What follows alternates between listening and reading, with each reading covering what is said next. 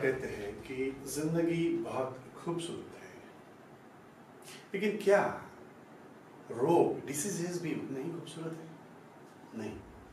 कई बार तो हमने देखा है कि कुछ ऐसे डिसीजेस हमको हो जाते हैं, किसी को हो जाते हैं कि जहाँ पे तकलीफें इतनी ज़्यादा होती है कि उस व्यक्ति ने ये जिंदगी छोड़ देनी चाहिए। ऐसा भी कुछ लोग बोलने लग जाते हैं। लोग बोलने लग जाते हैं कि उस व्यक्ति के लिए मरना ज़्यादा बेहतर है जिंदा रहने से, क्योंकि उसको तकलीफ ही होती है। अगर हम उसकी तकलीफ कम करना चाहते हैं तो उसको इस जीवन से छुटकारा देना चाहिए, समथिंग लाइक दैट, कुछ ऐसा लोग बोलते हैं। और ऐसा सिर्फ हमारे यहाँ पे नहीं बोलते, तो पूरी दुनिया में अलग अलग जगह पे बोला जाता है। और इसी को देखकर कुछ लोगों ने कुछ आइडिया सोची है और कुछ तो भी लाया है, जिसे कहते हैं यूथनेशिया, जिसको एक लॉ बनाकर कुछ देशों ने ऐसे पेशेंट्स के लिए एक तरह का ऑप्शन दिया है कि अगर आप चाहे तो खुशी खुशी मर सकते हैं। तो फिर अगर उस पेशेंट को अगर एक्सेप्टेबल है तो फिर अलग अलग तरीके हैं जिससे पेनलेस किलिंग वहाँ पे हो जाती है। पेनलेस किलिंग वहाँ पे हो जाती है। तो क्या आपको लगता है हमारे देश में भी ऐसा कुछ होना चाहिए? हमारे देश में भी कई बार अलग अलग लोगों ने कुछ इस तरह की पिटीशन सुप्रीम कोर्ट में डाली है और बोला है कि हमारे यहाँ पे भी लॉ होना चाहिए। गवर्नमेंट को तो बोल बोल के लोग थक गए, लेकिन वहाँ पे नहीं सुना तो सुप्रीम कोर्ट को बोला गया है, जबकि वहाँ पे भी उनको कोई खास फायदा नहीं हुआ है। आपको क्या लगता है, क्या हमारे देश में ये यूथनेशिया अलाउ होना चाहिए? यूथनेशिया मतलब मर्सी किलिंग। यूथनेशिया का क्या मतलब है? Mercy killing.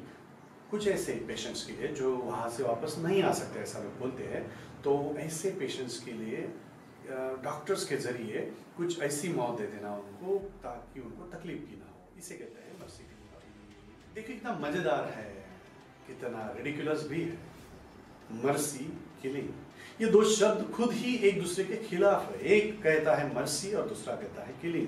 क्या किलिंग में कोई मर्सी हो सकती है? क्या मर्सीफुल भी कोई किलिंग हो सकती है? किलिंग तो किलिंग है ना। जब किलिंग है तो मर्सी लेस होनी चाहिए, मर्सीफुल भला कैसे हो सकती है? और इसीलिए इस सेंटेंस पर ही मैं अपना ओपिनियन बोल रहा हूं कि क्योंकि ये मर्सी किलिंग है और killing should never be allowed, killing को कभी अलाउ नहीं किया जाना चाहिए। आई एम अगेंस्ट दिस, मैं इसके खिलाफ हूं। मुझे नहीं लगता कि मर्सी किलिंग हमारे यहाँ पे अलाउ की जानी चाहिए। कई लोग कहते हैं कि हमारा कॉन्स्टिट्यूशन जो है हमें जो आर्टिकल 21 है, आई गेस 21 नंबर का जो आर्टिकल है, according to that, as per that article we have the right to live, और राइट टू लिव ही राइट टू डेथ भी है। और इसलिए हमें अधिकार है मरने का जब हम चाहे, जहां हम चाहे। लेकिन ये गलत है। पहली बात तो right to live is a right to live, ये राइट टू डेथ नहीं हो सकता। अगर हुआ भी तो मरने के लिए है, मारने के लिए नहीं है। लेकिन ये लॉ मारने के लिए नहीं हो सकता, मरने के लिए भले हो सकता है। खुद को मारना भी इन द एंड मारना है, मरना नहीं है। इसलिए राइट टू लाइफ या राइट टू डाई या राइट टू डेथ अगर भी आप कहते हैं तो भी मर्सी किलिंग ये एग्जैक्टली अपोजिट है। ये तो किलिंग है ना कि डाइंग है। इसलिए ये कहना कि राइट टू लाइफ के तौर पर हमें अलाउ किया जाए, हम जब चाहे मरे, तो ये भी गलत है। और इसीलिए दिस मस्ट बी रिजेक्टेड। सिर्फ ये कह के कि पेशेंट बहुत ज्यादा वर्स कंडीशन में गया है और वहां से वापस नहीं आ सकता, उसको तकलीफें है, तो उसको मारना भला सोल्यूशन कैसे हो सकता है? आप ही बताइए। अगर कोई बीमार है तो बीमारी दूर करना कोई सोल्यूशन हो सकता है, व्यक्ति को मार ही देना ये भला कोई सोल्यूशन कैसे हो सकता है? तो ये मर्सी किलिंग नाम से जो सोल्यूशन लाया गया है बहुत विचित्र है। अगर कोई बहुत खराब कंडीशन में चला गया तो उसको मार डालो, ये कैसे हो सकता है? हम अपने परिवार के किसी सदस्य को कैसे मार सकते हैं? नहीं मार सकते। हमने सोल्यूशन ढूंढना चाहिए, हमने वो सोल्यूशन दुनिया से कहीं से भी ढूंढ के लाना चाहिए और ला सकते हैं। अब देखिए कई बार कई ऐसे लोग हैं जो ऐसी स्टेज में गए हैं जहां से कभी वापस नहीं आएगा ऐसा बोला गया, लेकिन वापस आए हैं। एक एग्जाम्पल, छोटा सा एग्जाम्पल जो बहुत फेमस भी है, मुझे पता नहीं आपको उस व्यक्ति का नाम पता है कि नहीं, लेकिन मेरे जो टाइम के लोग हैं इनमें से कई लोगों को इसका नाम पता है, Michael Schumacher. Have you heard about this? क्या आपने सुना है? माइकल शूमाकर F1 कार्स का जो रेस होती है उसमें ये दुनिया के सबसे बेहतरीन ड्राइवर उस वक्त माने जाते थे। इस वक्त तो मुझे पता नहीं, लेकिन उस वक्त ये दुनिया के सबसे बेहतरीन ड्राइवर थे माइकल शूमाकर। इनका एक एक्सीडेंट में ये कोमा में चले गए, और जब कोमा में चले गए तो लोगों ने कहा कि ये चले गए, लेकिन 5 साल कोमा में रहने के बाद वो कोमा से वापस आ गए। कितना मजेदार है, वापस आ गए, भले ही 5 साल रहे। इसका मतलब है वापस आना संभव है। मतलब ये कि प्रॉब्लम कितना भी बड़ा क्यों ना हो, उसका सॉल्यूशन जरूर है। हमें चाहिए कि उस सॉल्यूशन को ढूंढे और हम उस सॉल्यूशन को वहां से लाकर हमारे इस मरीज को अवेलेबल करा के दे। ये है सॉल्यूशन। मारना सॉल्यूशन नहीं हो सकता। हमारा जो मेडिकल साइंस है वो बहुत प्रगत हुआ है, इसने नियरली हर प्रॉब्लम के लिए सॉल्यूशन ढूंढा है। मुझे लगता है कि हर प्रॉब्लम का सॉल्यूशन कहीं ना कहीं मौजूद है। कई बार हम मैजिकल केसेस के बारे में सुनते हैं, लोग कहते हैं कि फलाना फलाना व्यक्ति का फलाना फलाना प्रॉब्लम सॉल्व हो गया, किसी का कैंसर सॉल्व हो गया, किसी का ये सॉल्व हो गया। कैसे? किसी ने जड़ी बूटी दे दी, किसी ने ये दे दिया। अब ये सही है कि गलत है, अलग चीज है, लेकिन हमारे मेडिकल साइंस को चाहिए कि वहां पे जाकर उन लोगों से उनकी जो दवाइयां है वो उनसे रिक्वेस्ट करके उन दवाइयों से ओरिजिनल ऐसी दवाइयां बनाई जाए जो सभी एक्सेप्ट करते हैं, और जो प्रॉब्लम के सॉल्यूशन उनको डायरेक्टली नहीं मिले हैं इस तरह से ढूंढे जाए। लेकिन सॉल्यूशन ढूंढना और उन सॉल्यूशंस को मुहैया करना, ये सॉल्यूशन हो सकता है। भला किलिंग सॉल्यूशन कैसे हो सकता है? तो किलिंग सॉल्यूशन नहीं हो सकता, इसलिए मुझे नहीं लगता कि ये मर्सी किलिंग अलाउ होनी चाहिए। कई बार तो पेशेंट्स के जो परिवार के लोग हैं, इनका कहना होता है कि वी डोंट हैव मनी, हमारे पास पैसा नहीं है, पहले हम कैसे क्या ट्रीटमेंट करेंगे, इससे तो बेहतर है मार डालो, मार डालो। माय गॉड, पैसा ये कभी भी रीजन नहीं हो सकता किसी को मरने देने या मारने के लिए, कभी नहीं हो सकता। क्यों? एक तो हमें राइट टू लाइफ है, तो ये तो हमारे देश की जिम्मेदारी है कि हमें मरने ना दे, हमें बचाए रखे। अगर हम बीमार हैं तो ये देश की जिम्मेदारी है वो पैसा खर्चा करे। और मैं बताना चाहूंगा कि हमारा देश इस बारे में बहुत सूरत है, बहुत सारी स्कीम्स है जिसके जरिए आपके पैसों का प्रॉब्लम सॉल्व हो सकता है। राज्य सरकारें इंश्योरेंस निकालती है हर सिटीजन का।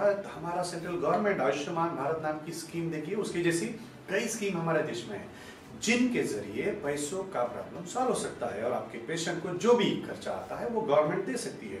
तो पैसा ये रीजन नहीं हो सकता है आपके फैमिली मेंबर को मारने के लिए। इसलिए ये कहना कि हम गरीब है, हम भला ये कैसे कर सकते हैं, गलत है। याद रहे, पैसों के लिए अपने परिवार को मत मारो। गवर्नमेंट के जरिए अलग अलग स्कीम के जरिए पैसा मिलेगा, मिलता है, आपको सिर्फ चाहिए कि उसकी इंफॉर्मेशन आप निकाले और आप बचा सकते हैं। अगर ये मर्सी किलिंग इनके अलाउ कर भी दी जाए तो कौन तय करेगा कि पेशेंट उस कंडीशन में है जहां से वो वापस नहीं आ सकता? क्यों? क्योंकि ऑलरेडी कई पेशेंट्स के बारे में ऐसा बोला गया है कि वो वहां से वापस नहीं आ सकता, जबकि वापस आया है। आप इंटरनेट पर जाइए, आप अलग अलग जगह पे ढूंढिए, ऐसे कई पेशेंट्स, सैकड़ों हजारों पेशेंट्स मिल जाएंगे जिनको ऐसा डिक्लेयर कर दिया गया था कि ये ऐसी कंडीशन में गए हैं जहां पे मरना ही बेहतर है, जबकि वो वहां से वापस आए हैं। अगर वो वापस आए हैं तो इसका सीधा मतलब है कि लोग वहां से वापस आ सकते हैं। हमें चाहिए कि वो कैसे हुआ, और जो भी हुआ उसको यहाँ पे हमारे इस पेशेंट्स के लिए मुहैया कराए, अवेलेबल कराए। अगर हम उन अलग अलग चीजों को जिसके जरिए उन पेशेंट्स को फायदा हुआ है, उन चीजों को अगर यहाँ पे हम अवेलेबल कराते हैं तो हम कई जाने बचा सकते हैं। और अपने ही पेशेंट को मारने का जो ख्याल है, इसके जरिए जो हमारा दिमाग सड़ रहा है, उसको भी हम बचा सकते हैं। इसलिए ये कहना कि कोई वापस नहीं आ सकता खराब कंडीशन से, तो ये कहना गलत है, और कोई नहीं तय कर सकता। जब कोई तय ही नहीं कर सकता तो भला मर्सी किलिंग कैसे हो सकती है, बताइए मुझे। और अगर ये भी हम छोड़ दें थोड़ी देर के लिए, तो कौन तय करेगा कि उस व्यक्ति ने मरना चाहिए? अगर उस व्यक्ति को राइट टू लाइफ है और राइट टू डेथ है, तो ये उस व्यक्ति का ही कॉल होना चाहिए। सही, हमारा कोई डॉक्टर तो तय नहीं कर सकता कि इसको मार देना चाहिए, क्योंकि ये उसका राइट टू लाइफ और राइट टू डेथ है। कोई फैमिली मेंबर्स तो नहीं तय कर सकते, क्योंकि ये उसका, पेशेंट का right to life and right to death है। तो फिर कौन तय कर सकता है? Patient, right?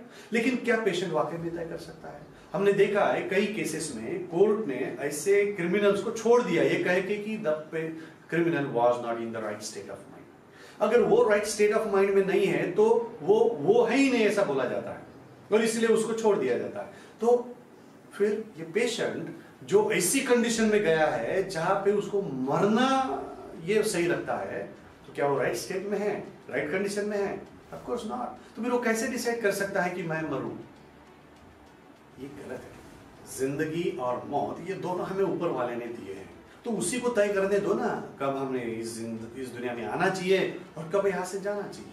हम भला ऐसा क्यों करें, अपने हाथ में ये जो ऊपर वाले का नेचर का लॉ है ये हम क्यों लें, ये गलत है। और अगर हमने ऐसा कर भी दिया तो याद रखिए फिर एक तरह से पेंडोरा बॉक्स खुल जाएगा जहाँ पे हर तरह की किलिंग होगी बिना किसी रीजन के, रीजन दिखाकर मर्सी किलिंग के नाम पर लोगों को मार दिया जाएगा। अब परिवार के सदस्य ही अपने ही परिवार के सदस्य के खिलाफ हो जाएंगे, थोड़ी सी की तकलीफ, पैसों की तकलीफ, इसकी तकलीफ, उसकी तकलीफ, और फिर यूथनेसिया जिंदाबाद हो जाएगा। ये बहुत गलत है। ऐसे गलत कामों के लिए किसी ने भी सपोर्ट नहीं करना चाहिए। अगर देखिए अभी बिना किसी यूथनेसिया के भी कितना ह्यूमन ट्रैफिकिंग है। अगर आप यूथनेसिया अलाउ करते हैं तो आप तो शरीर को बेचने भी दे रहे। कई बार इलीगली जो इलीगल काम करने वाले हॉस्पिटल्स है ये भी शरीरों को बेचेंगे, परिवार के सदस्य भी बेच सकते हैं। हाँ, दोस्त भी है, कोई भी है जो किसी के साथ है, कौन क्या करेगा आप इमेजिन नहीं कर सकते। मुझे पूरा विश्वास है कि अगर यूथनेसिया मर्सी किलिंग अगर अलाउ हुआ तो ह्यूमन ट्रैफिकिंग में हजारों गुना बाढ़ हो जाएंगी, वो बढ़ जाएगा। और ये बहुत गलत है, ये होना नहीं चाहिए, बहुत डेंजरस है। और मैं आपको एक खास बात बताता हूं, सबसे आखिरी की बात बताता हूं कि सिर्फ इसीलिए कौन सा ह्यूमन ट्रैफिकिंग जो हुआ, ये ह्यूमन ट्रैफिकिंग और ऐसे कई अलग अलग मिसयूजेस हुए हैं इस लॉ के उन देशों में जहां पे ये वाकई में लॉ हुआ। ऑस्ट्रेलिया, आयरलैंड, इन देशों में यूथनेसिया हुआ था, मतलब उन्होंने अलाउ किया था, लीगल हुआ था। कुछ दिनों तक, वो कुछ महीनों तक के, कुछ सालों तक के वो रहा, फिर उन्होंने लॉ वापस लिया। क्यों? क्योंकि उसके जो डिसएडवांटेजेस है, उसके जो मिसयूजेस है वो इतने ज्यादा थे, यूजेस निग्लिजिबल हो गए। और उन्होंने देखा कि यूजेस तो निग्लिजिबल है जबकि मिसयूजेस बढ़ते जा रहे। उन्होंने उन लॉ को वापस ले लिया। इतना खराब वो लॉ, इतना गंदा वो लॉ है, इतना डेंजरस वो लॉ है, और इसीलिए उस लॉ को किसी ने भी एक्सेप्टेबल नहीं करना चाहिए। Euthanasia should never be allowed. Mercy killing should never be allowed. If the patient is suffering from the pain, then find a solution to the pain. Reduce the pain, subside the pain, find something somewhere out there. It must be existing. You have to find it and give it to the patient. That is the solution. Killing cannot be solution. That's what I think. वही मुझे लगता है। आपको क्या लगता है? आपका मन लगता है?